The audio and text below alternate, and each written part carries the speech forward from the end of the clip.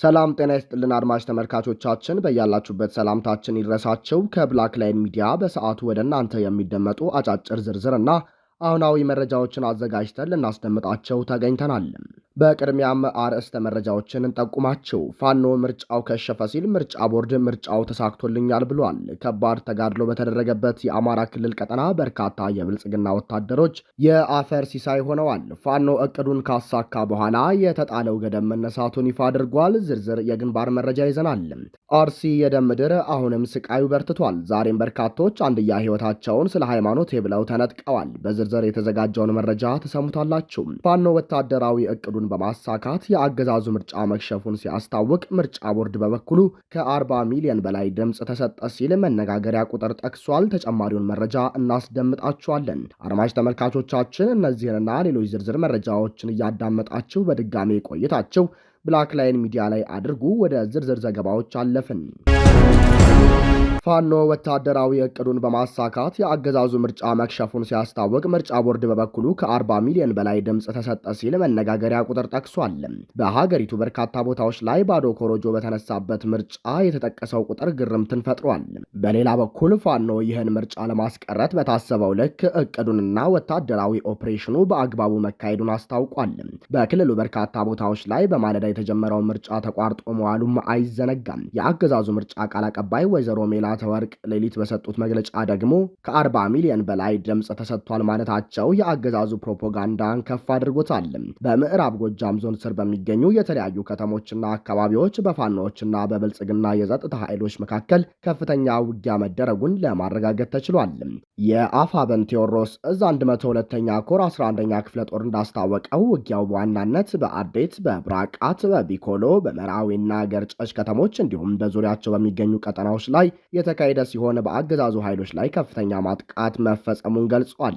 በገርጨች ከተማ አካባቢ በተደረገው ተጋድሎ የክፍለ ጦሩ የቃኝና መሐንዲስ ቡድን ከሌሎች የሻለቃ አባላት ጋር በመቀናጀት በርካታ ምሽጎችን መስበር መቻላቸው ተጠቅሷል።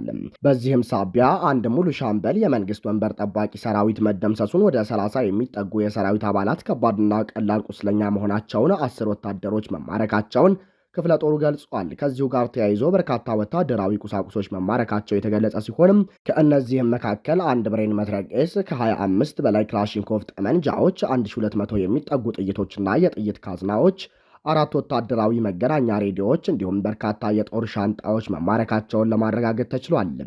የጊዮን ሻለቃ በቢኮሎ ከተማ በመግባት ከተማዋን ለተወሰነ ጊዜ በቁጥጥር ስር ያዋለ ሲሆን በመርዓዊና በብራቃት ከተሞችም በአገዛዙ በኩል ይደረግ የነበረው የምርጫ ቅድመ ዝግጅት ሙሉ በሙሉ እንዲስተጓጎልና እንዲበተን ተደርጎ የታሰበው የብልጽግና ምርጫ እንዲቀር አድርገዋል።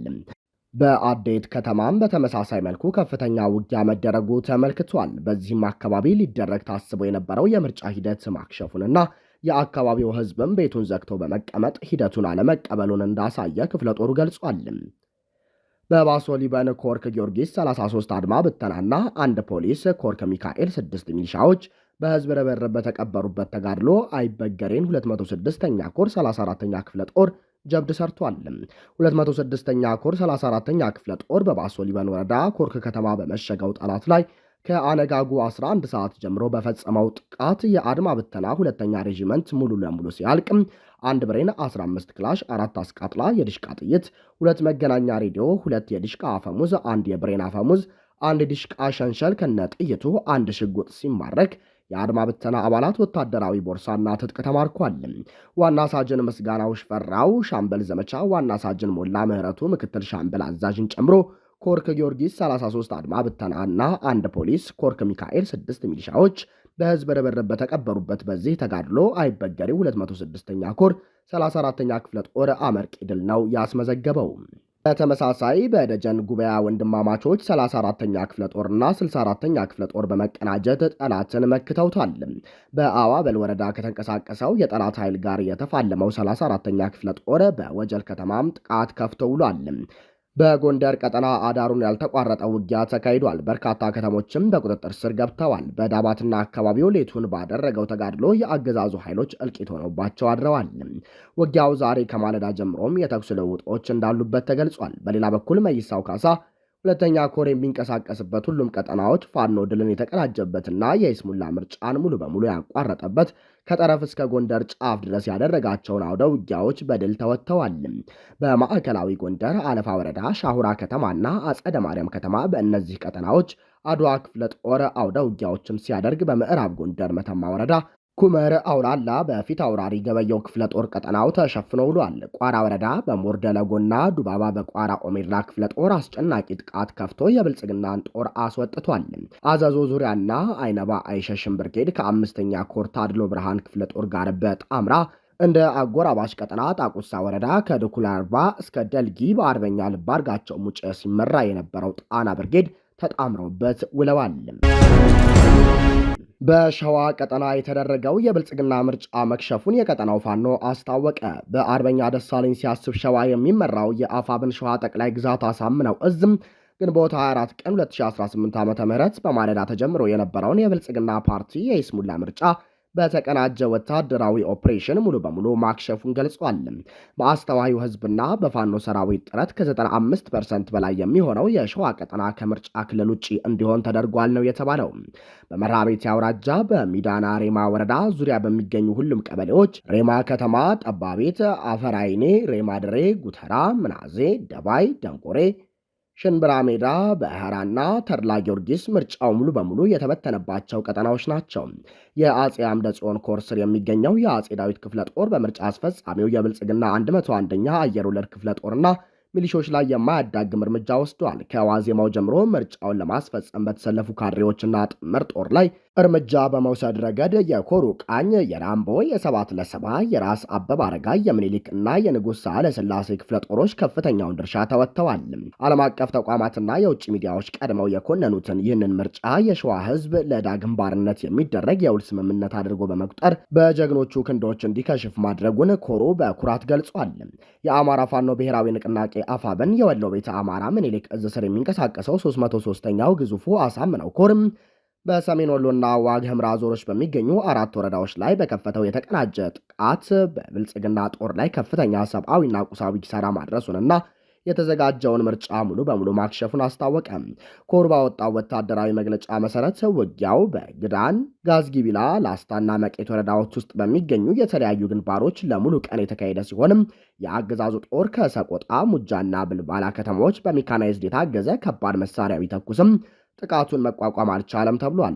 በተደረገው ውጊያም ምርጫ መቋረጥና የከተሞች መያዝ ሲገለጽ ኮሩ በሚንቀሳቀስባቸው አካባቢዎች ከ90 በመቶ በላይ ምርጫው እንዳይካሄድ የተደረገ ሲሆን እንጃፋት፣ ድብኮና ኩልመስክ የተባሉ ከተሞች ሙሉ በሙሉ በፋኖ ቁጥጥር ስር መግባታቸው ተገልጿል። እንዲሁም በገረገራ፣ ፍላቂትና ብልባላ ከተሞች ምርጫው ሙሉ በሙሉ መቋረጡ ተጠቅሷል። በአገዛዙ በኩል 2 አመራሮችና ከ280 በላይ የሰራዊት አባላት ሲሞቱም ከ200 በላይ የሚሆኑት ደግሞ ከባድ ቁስለኛ ሆነዋል። በተጨማሪም 20 ወታደራዊ አባላት ተማርከዋል። አንድ ብሬን፣ 143 ጥቁር ክላሽንኮቭ፣ 46 የእጅ ቦምቦች እንዲሁም ከ5500 በላይ የተለያዩ የጦር መሳሪያ ተተኳሾችና ወታደራዊ ትጥቆች መማረካቸው ተመልክቷል። በአንዳንድ ቀበሌዎች ህዝቡ ለምርጫ ባለመውጣቱ ምክንያት የጸጥታ አካላት የሲቪል ልብስ በመልበስ ህዝብ የመረጠ ለማስመሰል የቪዲዮና የፎቶ ቅንብር ሲሰሩ እንደዋሉ ተገልጿል። ላለፉት 5 ተከታታይ ቀናት ተጥሎ የነበረው የትራንስፖርት ክልከላ ሙሉ በሙሉ መነሳቱን ፋኖ ገለጸ። የአፋብን ሊቀመንበር ዕለቱን አስመልክቶ በሰጡት መግለጫ እንዳመለከቱት የአካባቢውን ሰላምና ደህንነት እንዲሁም ህዝባዊ መረጋጋትን ለማረጋገጥ ተጥሎ የነበረው የትራንስፖርት እገዳ ዓላማውን አሳክቶ ተጠናቋል። በዚህም መሰረት መደበኛ የትራንስፖርትና የንግድ እንቅስቃሴዎች በይፋ የተፈቀዱ መሆናቸውን አርበኛ ዘመነ ካሴ ገልጿል። እገዳው ተፈጻሚ በነበረባቸው በእነዚህ 5 ቀናት ውስጥ የአካባቢው ማህበረሰብ ከፍተኛ የሆነ የዲሲፕሊን የትብብርና የትዕግስት እሴትን አሳይቷል። ህዝቡ ከፋኖች ጎን በመቆሙና ላሳየው ቀና ትብብርም የላቀ ምስጋናቸውን አቅርበዋል። ይህ የትራንስፖርት እገዳ መነሳት መግለጫ መውጣቱን ተከትሎ በአካባቢው ነዋሪዎችና ነጋዴዎች ዘንድ ትልቅ እፎይታ የተፈጠረ ሲሆን ከዛሬ ጀምሮ ህብረተሰቡ የዕለት ተዕለት የጉዞና የንግድ እቅዶቹን መመለስ እንደሚችል ተገልጿል። በምስራቅ አርሲ በኦርቶዶክስ ተዋሕዶ ምዕመናን ላይ በተሰነዘረ ጥቃት የ10 ሰዎች ሕይወት ማለፉንና አብያተ ክርስቲያናት መውደማቸው ተሰማ። በኦሮሚያ ክልል ምስራቅ አርሲ ዞን አሰኮ ወረዳ በሚገኙ ቀበሌዎች ውስጥ የኦርቶዶክስ ተዋሕዶ እምነት ተከታዮችንና የሃይማኖት ተቋማትን ኢላማ ያደረገ መጠነ ሰፊ ጥቃት መፈጸሙ ተረጋግጧል። ግንቦት 23 ቀን 2018 ዓ.ም ጀምሮ በተቀሰቀሰው በዚህ ጥቃት እስካሁን የ10 ንጹሐን ዜጎች ሕይወት በግፍ ማለፉ የተረጋገጠ ሲሆንም ታሪካዊ አብያተ ክርስቲያናትና በርካታ የነዋሪዎች መኖሪያ ቤቶች ሙሉ በሙሉ በቃጠሎ ወድመዋል። ጥቃቱ በወረዳው ስር በሚገኙ ጠላታ ጨፋ ቀበሌ የተጀመረ ሲሆን የሰው ሕይወት በመቅጠፉን ባሻገር ከፍተኛ የንብረት ውድመትና ዘረፋ ተካሂዷል። በዚህም ሳቢያ ከ101 ዓመታት በላይ ዕድሜ ያስቆጠረው ታሪካዊው የጠላታ ጨፋ ቅዱስ ገብርኤል ቤተክርስቲያን ሙሉ በሙሉ ተቃጥሏል።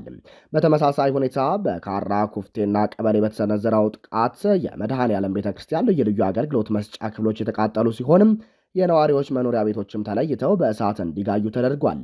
በጥቃቱ ሳቢያ ከፍተኛ ስጋት የገባቸው የሁለቱም ቀበሌዎች ነዋሪዎች የመድኃኔዓለምን ታቦት ይዘው ሕይወታቸውን ለማዳን ወደ ሱንቴ አካባቢ ለመሰደድ መገደዳቸው ታውቋል። የአካባቢው ምንጮች እንደሚጠቁሙት የጥቃቱ አፈጻጸም በአሁኑ ወቅት በአገሪቱ ያለው አጠቃላይ ትኩረትና የጸጥታ መዋቅር ወደ አገዛዙ የይምሰል ምርጫ ማዘንበሉን ተከትሎ የተፈጠረውን ክፍተት እንደ ምቹ ሁኔታ በመጠቀም የተሰነዘረ ነው። ሆኖም ግን ይህን ምርጫ የተባለው ሂደት ከመኖሩ በፊትም ተደጋጋሚ ጥቃቶች በዞኑ ተፈጽመዋል። ለጥቃቱ በተደጋጋሚ ተጋላጭ መሆናቸውን የሚናገሩትም የአካባቢው ኦርቶዶክሳውያን አሁንም በተቀሰቀሰው በዚህ አዲስ ጥቃት ሳቢያ ለከፍተኛ መፈናቀልና ንብረት መውደም መዳረጋቸውን ስምዐ ጽድቅ የተሰኘው የማህበራዊ ሚዲያ ገጽ በዘገባው አጠናክሯል። ምስራቅ አርሲ ዞን አስኮ ወረዳ ጠላታ ጨፋና ካራ ኩፍቴና ቀበሌዎች ይህ ጥቃት አሁንም ተጠናክሮ የቀጠለባቸው ሲሆኑም የሰዎች መሞትና የንብረት መውደሙ ቀሪ ነዋሪዎች ወደ ሱንቴ አካባቢ ለቀው እንዲሸሹ አስገድዷቸዋል። ጥቃቱ የተፈጸመበት ቦታ የአዲስ አበባ ከንቲባ አዳነች አቤቤ የትውልድ ስፍራ መሆኑን ለማረጋገጥ ተችሏል። በትግራይ ክልል አዲስ የካቢኔ አባላትና የዞን አስተዳዳሪዎች ተሾሙ። ከጦርነቱ በፊት ተቋቁሞ የነበረውና በቅርቡ ወደ ስራ የተመለሰው የትግራይ ክልል ምክር ቤት ህወሓት ያቀረባቸውን የአዲስ የካቢኔ አባላት የዞን አስተዳዳሪዎችና የጠቅላይ ፍርድ ቤት ፕሬዝዳንት ሹመት ትናንት ማምሻውን አጽድቋል። በዚህም መሰረት የህወሓት ምክትል ሊቀመንበር የሆኑት አቶ አማኑኤል አሰፋ የክልሉ ምክትል ፕሬዝዳንትና የፍትህ ቢሮ ኃላፊ ሆነው ተሹመዋል። የአዲሱ ካቢኔ አባላት ስብጥር 70 በመቶ ከህወሓት የተውጣጣ ሲሆን ቀሪው 30 በመቶ ደግሞ ከተቃዋሚ ፖለቲካ ፓርቲዎችና ከምሁራን የተወከሉ መሆናቸው ተገልጿል። በተጨማሪ ምክር ቤቱ የስድስት ዞኖች ዋና አስተዳዳሪዎችን ሹመት ያጸደቀ ሲሆን ወልደ አብርሃ ገብረ ጻዲቅ ሰሜን ምዕራብ ዞን፣ ሺሻይ ግርማይ ማዕከላዊ ዞን፣ ዝናቡ ገብረ መድህን ደቡባዊ ዞን፣ ግደይ አዘናው ምዕራብ ዞን፣ ፍስሐ ኃይላይ ምስራቅ ዞንና ከለሌ ሃጋዚ ደቡብ ምስራቅ ዞን ሆነው በዋና አስተዳዳሪነት ተሹመዋል። ክቡራንና ክቡራት አድማጭ ተመልካቾቻችን ለሰዓቱ የነበረን የመረጃ ጥቆማ ይህንን ይመስላል። ሰብስክራይብ በማድረግ ቤተሰብ እንድትሆኑ እየጋበዝን ቸር ተመኘን።